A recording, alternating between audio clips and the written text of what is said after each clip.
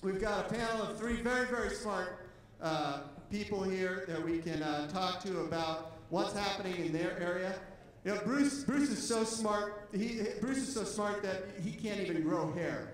And in fact, empirically, I'm half as smart as Bruce. What is it that businesses can do to be more stewards of the environment and social stewards in the way that they plan their businesses and they operate their businesses to be more sustainable? So anybody here who points to say, you know, Exxon is the problem, or General Motors is the problem, or Walmart is the problem, I would suggest that as a consumer, you go into the bathroom and take a good look in the mirror, because you are not only the problem, you are also the solution. General Motors isn't going to solve the problem. You are. And it is all about your consuming habits. And it's all about each and every one of us. Nobody else's responsibility but ours. So it's how we consume will drive all the solutions. You know, local governments are taking the lead in this around the country and really around the world. What are some of the things that Boulder County's doing? So we're really struggling with the question of how do we make change that is not incremental change that's going to affect a few percent of the energy use or a few percent of the carbon emissions, but how do we actually make the changes that are going to lead to that 80% or 90% reduction that we need to make over the next generation. We've done some analysis of what would be required, and what we need is for individuals and businesses in Boulder County to make investments probably on the order over the next 15 years of about $1 billion in energy efficiency and renewable energy improvements to their homes and businesses. But we also know that over the lifetime of those investments, it's going to save the same people about $3 billion in energy costs. So it can be done, it makes sense economically, but we need to make it happen today. But it essentially sets energy performance standards for new construction based upon the size of the home. For smaller homes where they're a little more limited in their financial ability to invest, it requires the homes to use about half the energy of a home built to current energy code. For larger homes where there's a little bit more of an ability to afford those investments, requires them to invest in higher and higher energy performance standards so that for very large homes, they have to be net zero energy homes.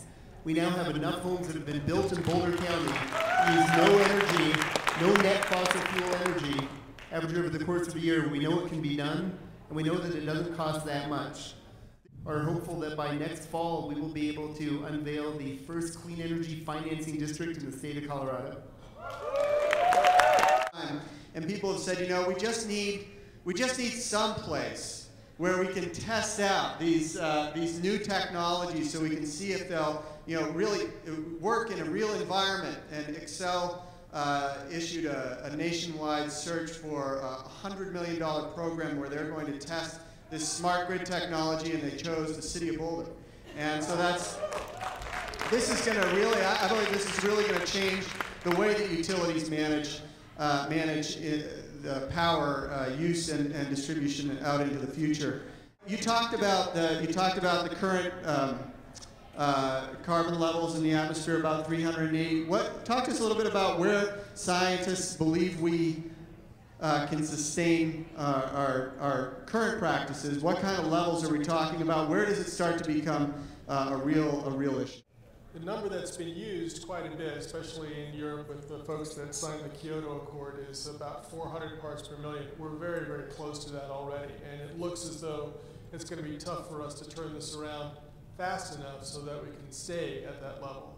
I think folks that work in polar science like I do know that that already will lead to a lot of changes that I don't think people are prepared to deal with, like sea level rise. That means that we have to change what's going on at the coasts. It's hard to see how any level not like the values that we had back in the last century would be really sustainable. Here in Boulder, in about 30 days, we'll have completed as a place for the public to go and learn the first LEED Platinum residence in Colorado, which means it's at the highest level of sustainability, but with sustainable building practices, sustainable materials. But beyond that, it is going to be the first LEED Platinum zero carbon home, probably in the world. not talking about zero energy. You're talking about a home that makes more power than it uses continually, so that over time it repays the grid, pays the system for all of the energy, embedded energy it took to build the home. The house also uses 50% less water, and that's a huge number. We think we can actually beat that. We use about half the water. So in about a month, here in Boulder will be open to the public, and everything in that house is built with off-the-shelf technology. Meaning you didn't have to invent anything. Our mandate in building that house was, if you can't buy it, we couldn't use it. So anybody who says you got to wait till tomorrow to solve today's problem is living in the past. The solutions are at hand. All we have to do is people could change their eating habits and right there make a huge difference in how energy is consumed in the world. I think there's a lot of folks in Boulder that are doing is to eat locally more, eat things that are grown by local farmers, eat food that hasn't been transported thousands of miles or across the ocean, because there's a carbon investment in just moving food around. We could either shut one coal plant, or we could take 160,000 cars off the road, or we could eliminate the electricity for 120,000 homes, or we could try to plant 23 million trees and keep them alive for 10 years, and that's just 1 year's worth of emissions. So I guess I'm hoping that we might see the city and the county and the state get together and get really serious about trading out our coal plants, not just trading out our light bulbs, but trading out our coal plants. And I wanted to ask if and when you thought that, why can we make a commitment to get it done by 2012? We identified just in wind resources and just in these concentrated zones, 96 gigawatts of potential power that's available to Colorado. And put that in scale. And then in solar, we actually identified another 26 gigawatts. And to put this into context, the state at its peak load consumes 11 gigawatts. We not only have the resources there to address Colorado's demand, but we also have resources to address the rest of the western region. Thank you to our panelists for their great leadership.